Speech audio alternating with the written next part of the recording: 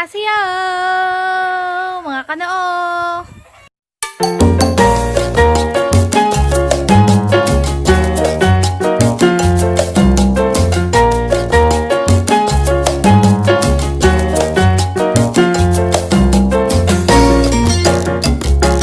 Ngayong araw ay ipapakita ko sa inyo kung paano mag-harvest ng kamoteng kahoy. Featuring ang mga lalaki sa buhay ko, ang aking kapatid at ang aking tatay.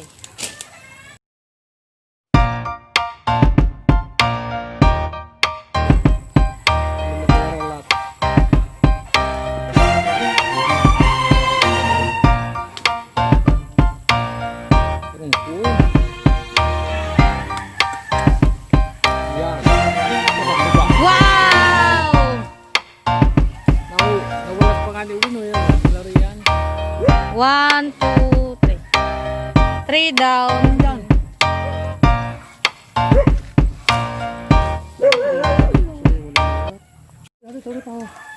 So, ito pong kamoteng kahoy na ito na harvest namin ay ano lang, mga 3 months. 3 months lang?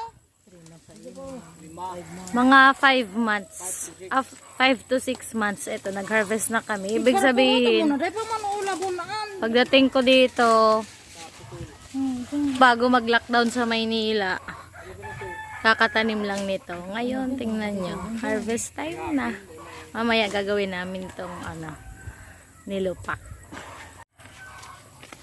Next na puno!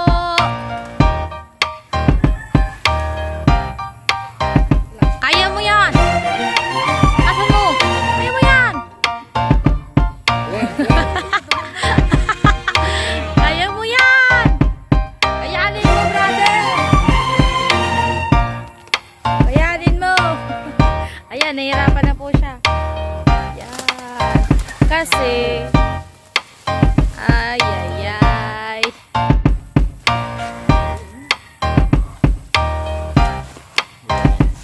Pang ano na yan?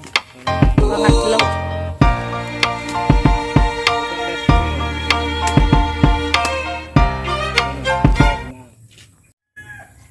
Masasabi mo? Ang masabi ko, ito ang bunga ng lakdam.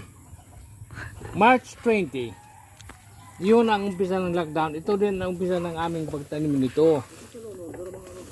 Kaya tingnan nyo, within 7 months from the time up to this present, look, it is very tall. Almost 8 to 10 feet. 10 feet. 10 feet. Look at that kind of kamuti. Yes. Okay, ayan na po ang kamoteng kahoy na nakuha namin. Ang tawag niya sa ibang kuan, bilanghoy. Yes, sa ibang lugar bilanghoy po yan.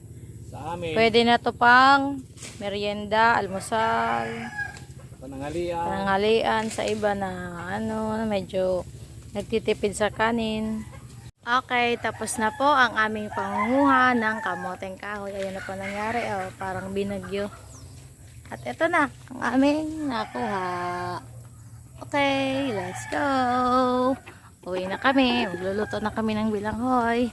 See you in my next vlog.